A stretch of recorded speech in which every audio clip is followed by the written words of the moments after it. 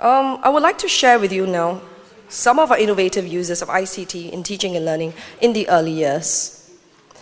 I think all of us would recognize this page. It's very unfortunate that due to technical error, I couldn't play the video for this, but I've got two more coming up.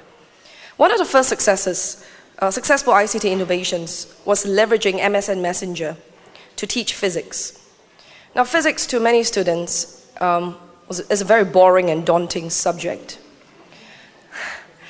But back then, in 2007, 2008, for those of us who are young enough to remember, this was the big thing before Facebook, right? Students was on it all the time.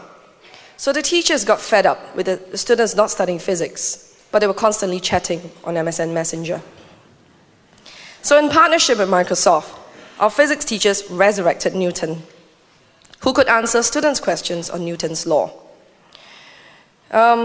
And for now, I hope you just use your imagination and try to refresh your memory of how MSN Messenger works. Okay, we call this HOLA. So our teachers came up with a bank of 400 questions, 400 questions, and even more potential answers. Uploaded them, gave each student an account to log in, and then chat with Newton on physics. And at the back end, at the end of, and students could learn at night. And you know they don't sleep, right? Students don't sleep. Yeah, they're always online.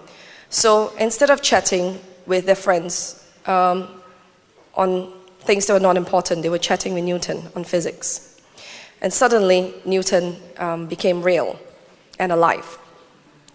And this was important because at the end of the session, or at the end of, in the morning, when the teachers log in, the teachers can't sleep, of course, right? Teachers have to sleep. But in the morning, the teachers can print out the backlog of questions, of conversations that had taken place.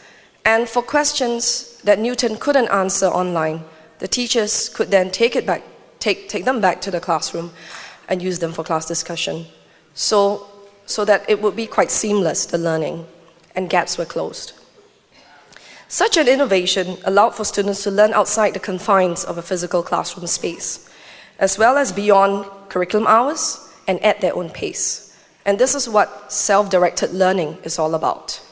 And it's to place the emphasis back on students' ownership of learning.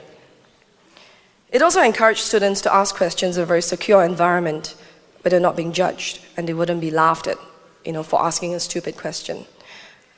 They even asked Newton what his favorite English football club was, I think. And he said, not Man U. Most importantly, the teacher, through Newton, could employ Socratic questioning to encourage students' critical thinking.